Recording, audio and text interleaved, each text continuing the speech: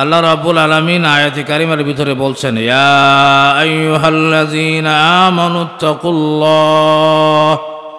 আল্লাহ রাব্বুল আলামিন বলেন, হে ঈমানদার বান্দারা, হে ঈমানদারেরা, তোমরা আমি আল্লাহকে ভয় করো।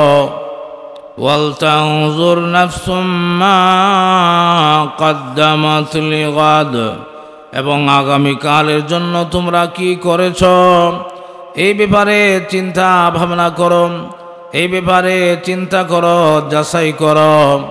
আগামীকালের জন্য যে আমল করেছি এই আমল দিয়ে হাসরের ময়দানে কবরের রিমান্ডের শাস্তি থেকে বাঁচা যাবে কিনা, হাসরের ময়দানের কঠিন অবস্থা থেকে বাঁচা যাবে কিনা, ফুলসিরাত পাড়ি দেওয়া যাবে কিনা। আল্লাহু আকবার। মিজানের পাল্লা, নেকের পাল্লা ভারী হবে কিনা। আল্লাহু আকবার।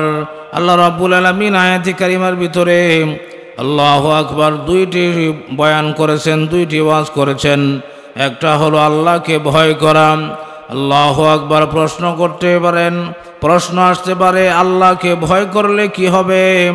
আল্লাহু আকবার। কোনো বান্দার অন্তরে যদি আল্লাহ পাকের ভয় থাকে, এই বান্দা কোনো গুনার কাজ করতে পারে না, গুনার কাজে যাইতে পারে না।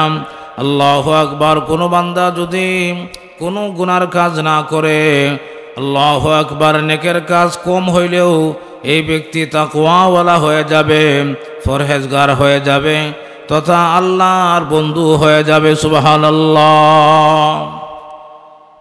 আর যদি কিছু নেকও আছে, গুনাহও আছে, নেকের কাজ কম করে, গুনার কাজ বেশি করে, আল্লাহর ভয় না থাকলে মানুষ গুনার কাজ বেশি করে, নেকের কাজ একদম হয়ই না। এজন্য গুনার কাজ থেকে বাঁচার জন্য আল্লাহ রাব্বুল আলামিন এই বয়ান করেছেন। ঈমানদারকে আল্লাহ রাব্বুল আলামিন বলেছেন, আল্লাহকে ভয় করো। আমি আল্লাহকে যদি ভয় করতে পারো তাহলে তোমাদের দ্বারা কোনো গুনার কাজ হবে না। যে মানুষের দ্বারা কোনো গুনার কাজ হয় না, নেক আমল কম থাকলেও এই ব্যক্তিরা ভালো মানুষ। যার আমল নামার ভিতরে কোনো গুনাহ নাই, আল্লাহর ভয়ে সমস্ত গুনাহ পরিত্যাগ করে, এই মানুষ যদি নেক আমল কমও করে, এই মানুষটা কি ভালো মানুষ না? আমাদের সমাজের ভিতরে কোনো মানুষ ঝগড়াঝাটি করে না, মানুষকে গালাগালি করে না, এরকম কারো আইল ঠেলে না, কোনো চুরি করে না, মদ খায় না, সুদ খায় না, ঘুষ খায় না, কিন্তু নামাজও পড়ে না। আছেন এরকম মানুষ?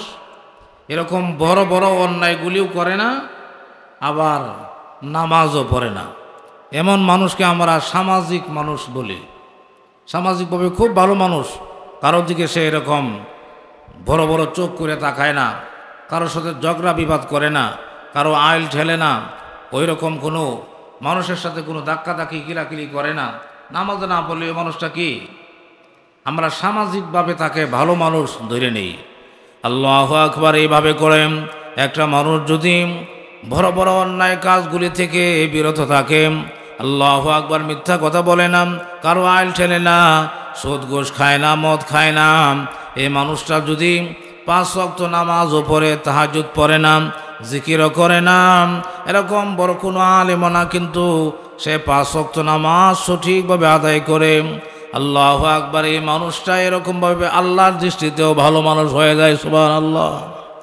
মানুষের কাছেও ভালো মানুষ, আল্লাহর কাছেও সে ভালো মানুষ হয়ে যায়। কেমন ভালো মানুষ?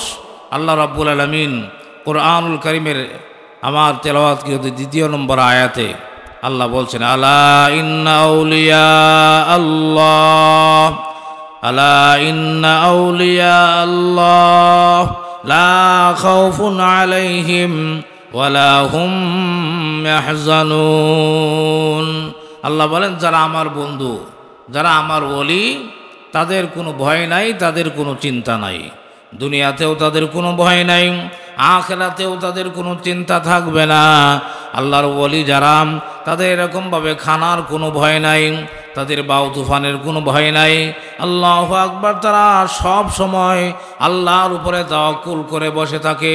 দুনিয়া কিয়ামত হয়ে গেলেও আল্লাহু আকবার, আল্লাহর প্রিয় বান্দার ঘরটা এরকমভাবে ফালাবে না। এরকম হাজার ঘটনা এই পৃথিবীতে আছে। আল্লাহু আকবার। নূহ আলাইহিস সালাতু ওয়াস সালামের প্লাবনে সমস্ত পৃথিবী ডুবে গেল, সমস্ত পৃথিবী ধ্বংস হয়ে গেল। ওই যে বুড়ি মানুষটা আল্লাহু আকবার আল্লাহর প্রিয় বান্দি সেরকমভাবে টেরই পায় নাই। আল্লাহু আকবার। এজন্য মোহতারাম হাজিরিন, আল্লাহ রাব্বুল আলামিন আমাদেরকে ওয়াজ করছেন, হে দুনিয়ার ইমানদার বান্দারা, তোমরা আমি আল্লাহকে ভয় করো। আমি আল্লাহকে যদি ভয় করার মতো ভয় করতে পারো তাহলে তোমাদের দ্বারা কোনো অন্যায় হবে না। আপনারা কি মনে করেন এই মানুষটা কোনো গুনাহ করতে পারেনি? এই মানুষটা নামাজও ছাড়বে না, হজও ছাড়বে না, রোজাও ছাড়বে না, জিকিরও ছাড়বে না, তেলাওয়াতও ছাড়বে না। আল্লাহু আকবার। যে মানুষের ভিতরে আল্লাহর ভয় নাই এই মানুষটাই দেখবেন আল্লাহু আকবার হুজুরে মসজিদে নিলেও সে একদিন, 2 দিন, 3 দিন যাবে, এরপরে আর যাবে না।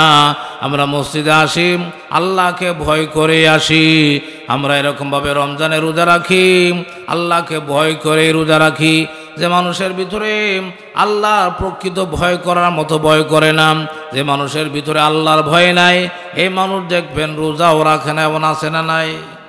আল্লাহকে যদি সে সঠিকভাবে ভয় করার মতো ভয় করত তাহলে এই মানুষ রোজা ছাড়তে পারে না, তথা কোনো গুনার কাজ করতে পারে না। রোজা ছাড়া কি গুনাহ না? নামাজ ছাড়িয়ে দেওয়া কি গুনাহ না? মিথ্যা কথা বলা কি গুনাহ না? তো মোহতারাম হাজরিন, আল্লাহর ভয় করার মাধ্যমে যে যত বড় গুনাহগারী হোক, যখনই আল্লাহর ভয় অন্তরে চলে আসবে তখনই সে অন্যায় ছেড়ে দিবে, নেক কাজ আর ছাড়বে না। বনি ইসরাইলের মধ্যে একজন খারাপ মানুষ, সারা দেশ বিখ্যাত খারাপ, সবাই তাকে খারাপ বলে জানে, সবাই খারাপ বলে জানে। ডাকাতি করে, চুরি করে, আরমারি ফরমাতি যা আছে সব করে। এই মানুষটার জ্বালায় এলাকার মানুষ অতিষ্ঠ হয়ে গেছে। এমন মানুষ আছে না নাই? একটা মানুষে সারা গ্রামটার একবারে তুলফার করে রাখে, এরকম আছে না নাই? এরকম চুরি ডাকাতি বদমাশি করিয়াম এইখানে এইটা লাগায়, ওইখানে ওইটা লাগায়, এর মাথার মধ্যে বাড়ি মারে। এরকমভাবে মানুষ মনে মনে দোয়া করে, আল্লাহ এই ব্যক্তিকে দুনিয়া থেকে যদি তুমি নিয়ে নিতা তাহলে এলাকার মানুষগুলি শান্তি পাইত। আল্লাহু আকবার। এত বড় গুনাহগার, এত বড় চোর, এত বড় ডাকাত হঠাৎ করে একদিন এরকমভাবে আল্লাহর বান্দা তার অনেক দিন যাবৎ তার চাচাতো বোনের সাথে তার জিনা করার শখ ছিল, তাল পাইতেছে না, সুযোগ পায় না। হঠাৎ করে চাচাতো বোন আল্লাহু আকবার ঠেকায় পড়ে তার ভাইয়ের কাছে যায়, বলতেছে, ভাই আমি এরকমভাবে বিশাল ঠেকায় পড়ে গেছি, আমার পাওনা দ্বারা এসা বাড়িতে বসা। সেরকমভাবে আমার কাছে আল্লাহু আকবার 100 দিরহাম পায়, আমি তাকে দিতে পারতেছি না। ও আমার চাচাতো ভাই, তুমি আমাকে এরকমভাবে 100 দিরহাম আল্লাহু আকবার কর্দায় হাসানা দিয়ে আমাকে এরকম উপকার করো। সে মনে মনে বলতেছে, হ্যাঁ অনেক দিনে সুযোগ পাইছি। বলতেছে, তোমাকে আমি 100 দিরহাম দিতে পারি, তবে শর্ত আছে, তবে শর্ত আছে। তুমি আমার সাথে কোথায়, কোন জায়গায় দেখা করবা বলো। আল্লাহু আকবার। চাচাতো বোন মতলব বুঝতে পেরেছে, বোঝার পরেও তার উপরে ঋণে তাকদার কারণে সে মনে মনে আল্লাহকে ডাক দিয়ে বলে, আল্লাহ তুমি তো জানো আমি অন্যায়কে আশ্রয় প্রশ্রয় দেই না, আমি তোমাকে ভয় করি, জিনাকে আমি ঘৃণা করি, কিন্তু আমি ঠেকায় পড়ছি, এখন কি করি? তুমি আমার ইজ্জত বাঁচায়ো। আমি শর্ত মোতাবেক ভাইয়ের কাছ থেকে এরকম টাকা নিয়ে নিলাম, 100 দিরহাম নিয়ে নিলাম। শর্ত মোতাবেক সে 100 দিরহাম নিয়ে নিল। কথা মতো চাচাতো ভাইয়ের সঙ্গে নির্জনে দেখা করলো। দেখা করার পরে কিতাবের মধ্যে আসে, চাচাতো ভাই যখন চাচাতো বোনের সাথে এরকম কুমতলব বাস্তবায়ন করার জন্য আল্লাহু আকবার তার শরীরের ভিতরে হাত দিল, মহিলাটা এরকমভাবে থরথর করে কাঁপতেছে আর মনে মনে আল্লাহকে ডাক দিয়ে বলতেছে, আল্লাহ আমি জিনাকে ঘৃণা করি, আমি জিনাকে ঘৃণা করি, আল্লাহ তুমি আমাকে ইজ্জত বাঁচাও। ঠেকায় পরে আমি এরকমভাবে টাকা নিয়েছিলাম। তখন এই কথা চিন্তা করে আল্লাহকে ডাক দিয়ে কথা বলে চাচাতো ভাইকে বলতেছে, ভাই তোমাকে আমি একটা কথা বলবো, আমি একটা ওয়াজ তোমাকে করব, সেটা হচ্ছে ইত্তাকিল্লাহ ইয়া আখি, ইত্তাকিল্লাহ ইয়া আখি। হে ভাই তুমি আল্লাহকে ভয় করো। কাকে ভয় করো? হে ভাই, তুমি আল্লাহকে ভয় করো। এখানে পৃথিবীর কেউ নাই, কেউ আমাদেরকে দেখবে না, কিন্তু আমার মাওলা তো সরাসরি তাকায় রয়েছে। সুবহানাল্লাহ, আমার মাওলা তো সরাসরি তাকায় দেখতেছে। আল্লাহকে ভয় করো। আল্লাহু আকবার। এমন তাকওয়াওয়ালা মহিলার জবান থেকে এই কথা বের হওয়ার সাথে সাথেই আল্লাহু আকবার চাচাতো ভাই তাকে এরকমভাবে ছেড়ে দিলেন। ছেড়ে দিয়া বললেন, যাম, তোকে আমি যে 100 দিরহাম দিয়েছিলাম, তোকে 100 দিরহামও মাফ করে দিলাম। আল্লাহু আকবার। 100 দিরহামও মাফ করে দিলাম। 100 দিরহাম আমাকে আর দিতে হবে না। আমি এখন থেকে আর কোনোদিন গুনাহ করব না। সুবহানাল্লাহ। জিনা করব না, চুরি করব না। তার ভিতরে আল্লাহর ভয় ঢুকে গেছে। এই একটা কথাই, একটা ওয়াজি তার ভিতরে রেখাপাত করেছে। সাথে সাথে মেয়েটাকে ছেড়ে দিয়ে বলতেছে, আল্লাহ, জীবনে কত অন্যায় করেছি যার কোনো হিসাব নাই, কত গুনাহ করেছি যার কোনো হিসাব নাই, কত চুরি করেছি, কত মানুষকে এরকমভাবে থাপ্পড় দিয়েছি, হিসাব নাই। আল্লাহ, তুমি যদি আমাকে মাফ না করো আমার রেহাই নাই, তুমি যদি আমাকে মাফ না করো আমার উপায় নাই। এই কথা বলে কাঁদতে কাঁদতে সেরকমভাবে রাতের অন্ধকারে বাড়িতে চলে গেছে। বাড়িতে চলে যাওয়ার পর স্ত্রী এরকমভাবে সজাগ বসে আছে। স্বামী প্রতিদিন ডাকাতি করার জন্য বাহিরে যায়, কোনো না কোনো জিনিস নিয়ে আসে। আজকে দেখি আমার সাহেব কি নিয়ে আসে।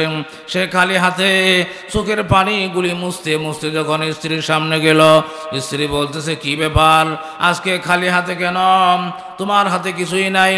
স্ত্রীর কথা কোনো জবাব না দিয়ে সে কাঁদতে কাঁদতে মনে মনে আন্তরিক তওবা করতে করতে সে এরকমভাবে ঘুমায় গেল, শুয়ে গেল। শুয়া পড়েও এরকমভাবে আল্লাহর কাছে বলতেছে, আল্লাহ আমাকে মাফ করে দাও, আমি আর জিন্দেগিতে জিনা করব না, অন্যায় করব না।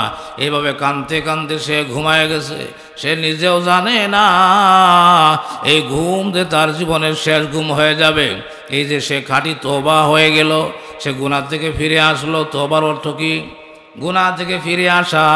সে গুনাহ থেকে ফিরে আইসা এই ঘুম তার জীবনের শেষ ঘুম হয়ে গেছে। এই ঘুমে সে মারা গেছে। সকালবেলায় যখন খবর হইল অমুক বড় ডাকাতটা মারা গেছে, বনি ইসরাইলের ভিতরে নিয়ম ছিল, কোনো বড় অন্যায়কারী যদি মারা যায় ফেরেশতা আয়েশা তার দরজার মধ্যে লেখা রাখতো, অমুক ব্যক্তি গত রাত্রে সে জিনা করেছে, সে চুরি করেছে, ডাকাতি করেছে। সমস্ত এলাকার সমস্ত মানুষ তার দরজার কাছে লেখা দেখার জন্য আসছে। দেখে আসি, চোর মারা গেছে, বাটপাটটা মারা গেছে, জিনাকুরটা মারা গেছে। দেখি ফেরেশতারা তার এরকম দরজার মধ্যে কি লিখে গেছে এই লেখা দেখার জন্য এলাকার দলে দলে মানুষগুলি এরকমভাবে তার বাড়িতে আসতেছে। সকলে আয়েশা দরজার মধ্যে লেখা দেখে, ও দুনিয়ার মানুষ, ও এলাকার মানুষ, তোমরা তো তাকে এরকম চোর হিসাবে জানো, তাকে ডাকাত হিসাবে জানো, তাকে জিনাকুর হিসাবে জানো, কিন্তু সে গত রজনীতে রাতের অন্ধকারে যে সে যে তওবা করেছে এই খবর তো আর তোমরা কেউ জানো না। গত রজনীতে সে এমন তওবা করেছে, তওবা করার কারণে আমি আল্লাহ তার জীবনের সমস্ত গুনাহ মাফ করে দিয়ে তার নামটা আমি আমার ওলির কাতারে উঠায় দিলাম। সুবহানাল্লাহ। মোহতারাম হাজিরিন, তাহলে তাকওয়ার মাধ্যমে, আল্লাহর ভয়ের মাধ্যমে তাকওয়া অর্জন করা যায়, পরহেজগারি অর্জন করা যায়, তথা গুনাহ ছাড়া যায়। কিসের মাধ্যমে? আল্লাহর ভয়ের মাধ্যমে। আল্লাহকে ভয় করার মাধ্যমে গুনাহ ছাড়া যায়, তাকওয়া অর্জন করা যায়, আল্লাহর ওলি হওয়া যায়। আল্লাহ রাব্বুল আলামিন আমার তেলাওয়াতকৃত আয়াতের ভিতরে আল্লাহ রাব্বুল আলামিন বলেন, আলা ইন্না আউলিয়া আল্লাহ, যারা আমার বন্ধু, যারা আমার আউলিয়া, যারা আমার ওলি হবে তাদের দুনিয়াতেও কোনো ভয় নাই, আখিরাতেও কোনো ভয় নাই।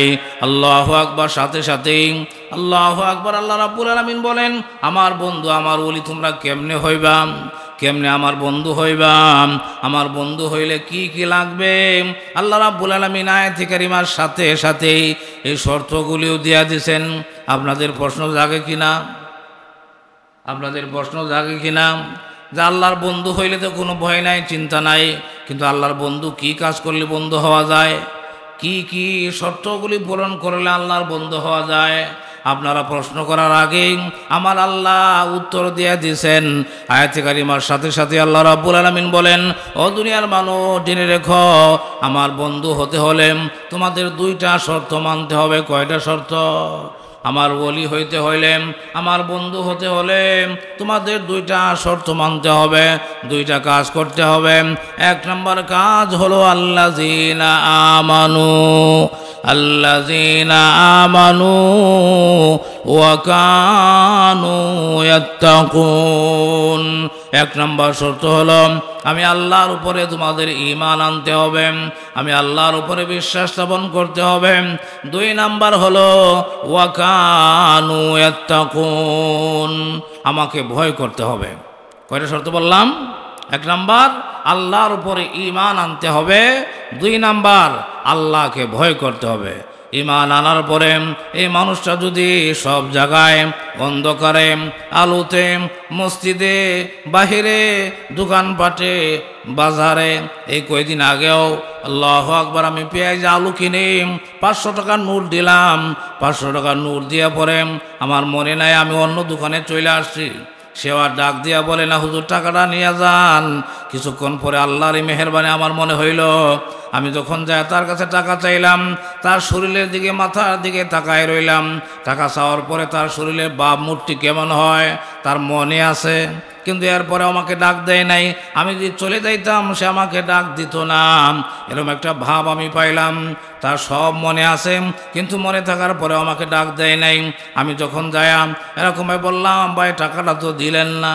মনে হয় আমি 1 ঘন্টা ধরে দাঁড়ায় রয়েছি, আমিও ভাব ধরছি, সে বলতেছে এরকম কাঁপে উঠছে। তার মানে সে বুঝাইলো আমি ভুলে গেছিলাম, আসলে কিন্তু বলে নাই।